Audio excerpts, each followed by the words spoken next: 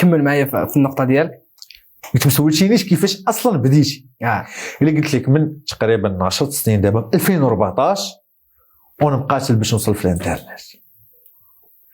كنقول لك عمرت شي دومين عطاني في الانترنت نهائيا. شي عطوك شويه درت الاس ام ام درت بزاف. كنقول لك اي دومين تيدور لك في بالك خدمته وحافظ.